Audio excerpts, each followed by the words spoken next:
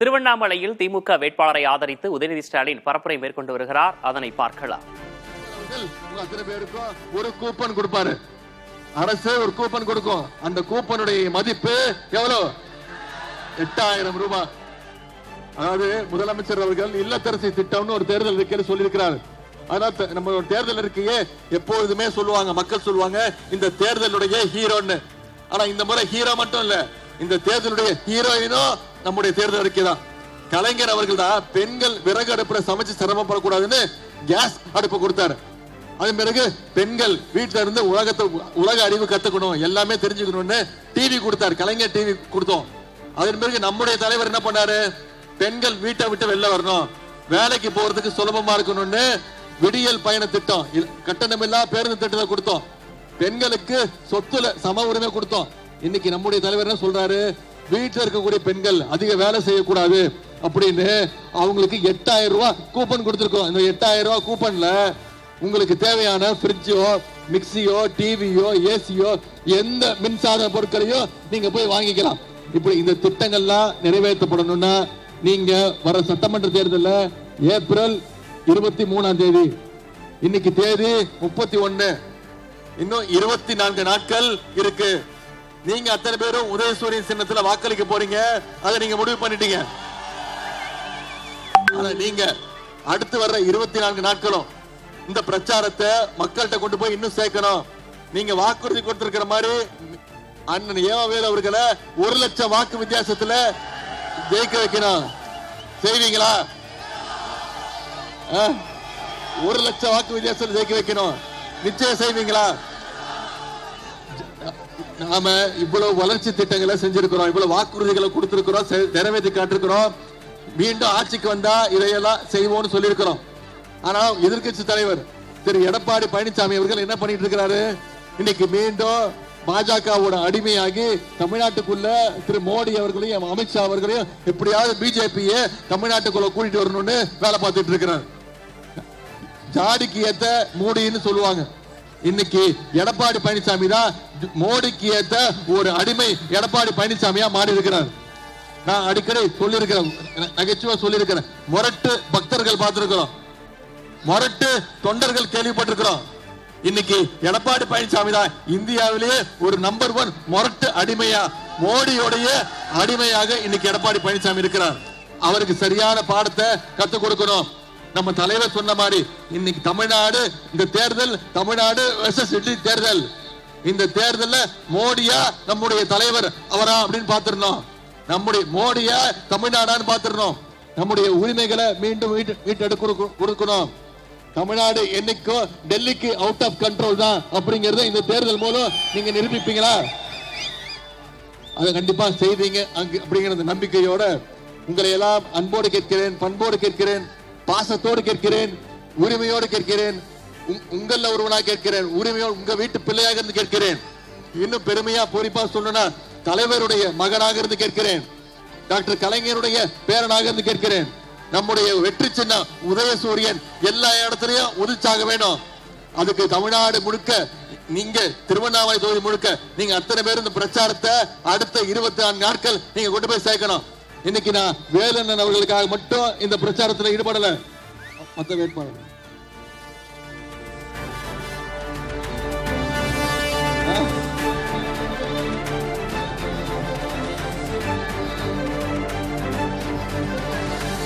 கேட்கல.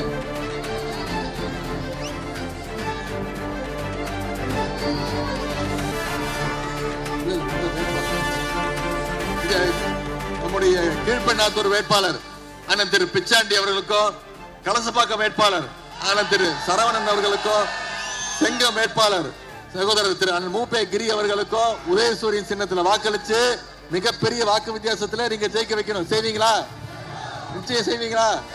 உங்களை எல்லாம் அன்போடு கேட்கிறேன், பண்போடு கேட்கிறேன், பாசத்தோடு கேட்கிறேன், தலைவருடைய மகனாக இருந்து கேட்கிறேன், இன்னும் பெருமையா பொறிப்பா சொல்லணும்னா கலைஞருடைய பேரனாக இருந்து கேட்கிறேன். உதயசூரியன் வாக்களிங்க. மிகப்பெரிய வாக்கு வித்தியாசத்துல இந்த திருவண்ணாமலையில் இருக்கக்கூடிய அனைத்து தொகுதியிலையும் உதயசூரியன் உதிக்கணும். நம்முடைய திராவிட மாடல் 2.0 ஆட்சி அமைய வேண்டும். நம்முடைய தலைவர் மீண்டும் 2வது முறையாக முதலமைச்சர் பொறுப்புல உட்காரணும்னா திருவண்ணாமலை அனைத்து தொகுதியிலையும் நீங்க வேலை செஞ்சு உதயசூரியன் சின்னத்தை வெற்றி பெற செய்யுங்க. இந்த அன்புக்கும் வரவேற்புக்கும் நன்றி, நன்றி, வணக்கம். திருவண்ணாமலையில் திமுக வேட்பாளர்களை ஆதரித்து உதயநிதி ஸ்டாலின் பரப்புரையில் ஈடுபட்ட அந்த காட்சிகளை பார்த்தும் திமுகவின் தேர்தல் வாக்குறுதிகளை பட்டியலிட்டு அவர் பொதுமக்களிடம் வாக்கு சேகரித்தார். அவர் பேசிய முழு விவரங்களையும் பின்னர் வரக்கூடிய செய்திகளை நாம் விரிவாக பார்க்கலாம். 2000 ரூபாய் உயர்த்தி தருவேன் தலைவர் சொல்லியிருக்கிறார். காலை உணவு திட்டம், முதலமைச்சர் காலை உணவு திட்டம் இன்னைக்கு 5ஆம் வகுப்பு வரை கொடுத்துட்டு இருக்கோம். அதை விரிவுபடுத்தி 8ஆம் வகுப்பு வரை கொடுப்போம்னு நம்முடைய தலைவர் வாக்குறுதி கொடுத்திருக்கிறார். புதுமை பெண் திட்டம், தமிழ் புதல்வர் திட்டம் மாசம் 1000 ரூபாங்கிறது உயர்த்தி கல்வி ஊக்கத்தொகை 1500 ரூபாய் கொடுப்பேன்னு நம்முடைய தலைவர் உத்தரவு கொடுத்திருக்கிறார்.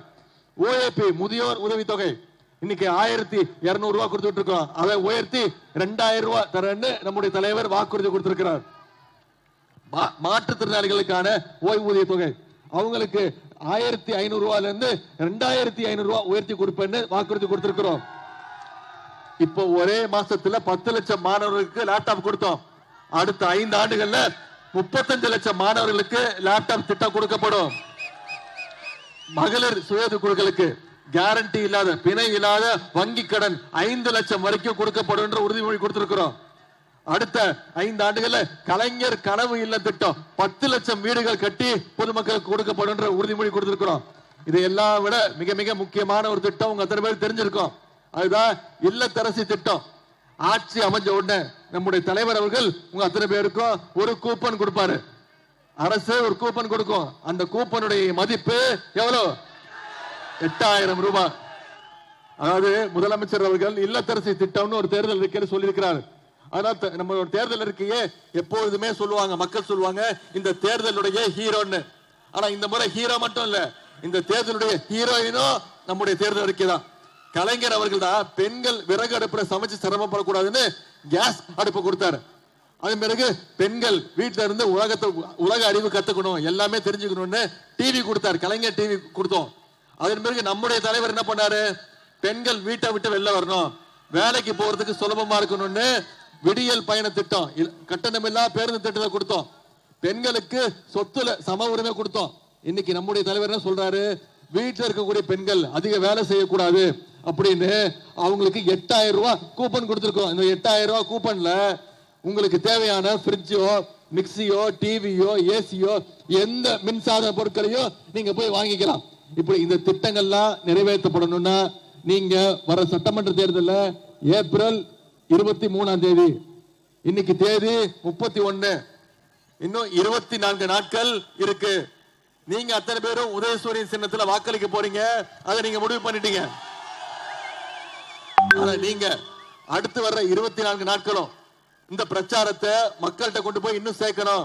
நீங்க வாக்குறுதி கொடுத்திருக்கிற மாதிரி அண்ணன் ஏவவேல் அவர்களை 1 லட்சம் வாக்கு வித்தியாசத்துல ஜெயிக்க வைக்கணும். செய்வீங்களா? 1 லட்சம் வாக்கு வித்தியாசத்தில் ஜெயிக்க வைக்கணும். நிச்சயம் செய்வீங்களா? நாம இவ்வளவு வளர்ச்சி திட்டங்களை செஞ்சிருக்கிறோம், இவ்வளவு வாக்குறுதிகளை கொடுத்திருக்கிறோம், நிறைவேற்றி காட்டிருக்கிறோம். மீண்டும் ஆட்சிக்கு வந்தா இதையெல்லாம் செய்வோம்னு சொல்லியிருக்கிறோம்.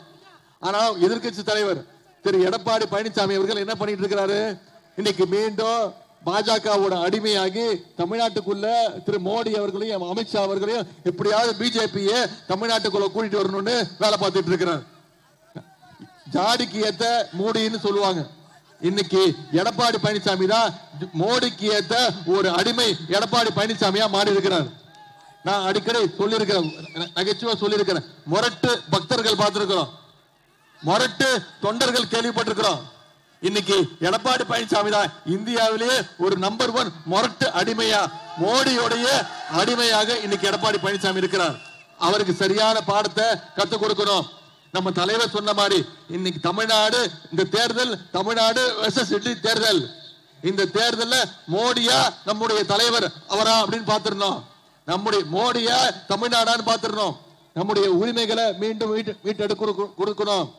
தமிழ்நாடு என்னைக்கும் டெல்லிக்கு அவுட் ஆஃப் கண்ட்ரோல் தான் அப்படிங்கறத இந்த தேர்தல் மூலம் நீங்க நிரூபிப்பீங்களா? அதை கண்டிப்பா செய்வீங்க அப்படிங்கிற நம்பிக்கையோட உங்களை எல்லாம் அன்போடு கேட்கிறேன், பண்போடு கேட்கிறேன், பாசத்தோடு கேட்கிறேன், உரிமையோடு கேட்கிறேன், உங்கள ஒருவனா கேட்கிறேன், உரிமையோடு உங்க வீட்டு பிள்ளையாக இருந்து கேட்கிறேன். இன்னும் பெருமையா பூரிப்பா சொல்லணும்னா தலைவருடைய மகனாக இருந்து கேட்கிறேன். டாக்டர் கலைஞருடைய பேரனாக இருந்து கேட்கிறேன். நம்முடைய வெற்றி சின்னம் உதயசூரியன் எல்லா இடத்துலயும் உதிச்சாக வேணும். அதுக்கு தமிழ்நாடு முழுக்க, நீங்க திருவண்ணாமலை தொகுதி முழுக்க நீங்க அத்தனை பேர் இந்த பிரச்சாரத்தை அடுத்த 24 நாட்கள் நீங்க கொண்டு போய் சேர்க்கணும். இன்னைக்கு நான் வேலண்ணன் அவர்களுக்காக மட்டும் இந்த பிரச்சாரத்தில் ஈடுபடல. மற்ற வேட்பாளர்கள்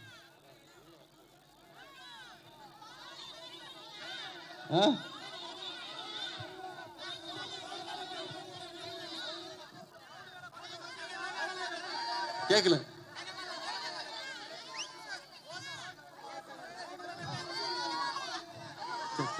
இல்ல மத்த வேட்பாளர் இங்க நம்முடைய கீழ்பெண்ணாத்தூர் வேட்பாளர் அண்ணன் திரு பிச்சாண்டி அவர்களுக்கும், கலசப்பாக்கம் வேட்பாளர் அண்ணன் திரு சரவணன் அவர்களுக்கும், செங்கம் வேட்பாளர் சகோதரர் திரு அண்ணன் மூப்பே கிரி அவர்களுக்கும் உதயசூரியன் சின்னத்துல வாக்களிச்சு மிகப்பெரிய வாக்கு வித்தியாசத்துல நீங்க ஜெயிக்க வைக்கணும். செய்வீங்களா? நிச்சயம் செய்வீங்களா? உங்களை எல்லாம் அன்போடு கேட்கிறேன், பண்போடு கேட்கிறேன், பாசத்தோடு கேட்கிறேன், தலைவருடைய மகனாக இருந்து கேட்கிறேன், இன்னும் பெருமையா பூரிப்பா சொல்லணும்னா கலைஞருடைய பேரனாக இருந்து கேட்கிறேன். உதயசூரியன் வாக்களிங்க. மிகப்பெரிய வாக்கு வித்தியாசத்துல இந்த திருவண்ணாமலையில் இருக்கக்கூடிய அனைத்து தொகுதியிலையும் உதயசூரியன் உதிக்கணும். நம்முடைய திராவிட மாடல் 2.2 ஆட்சி அமைய வேண்டும். நம்முடைய தலைவர் மீண்டும் 2வது முறையாக முதலமைச்சர் பொறுப்புல உட்காரணும்னா திருவண்ணாமலை அனைத்து தொகுதியிலையும் நீங்க வேலை செஞ்சு உதயசூரியன் சின்னத்தை வெற்றி பெற செய்யுங்க. இந்த அன்புக்கும் வரவேற்புக்கும் நன்றி, நன்றி, வணக்கம்.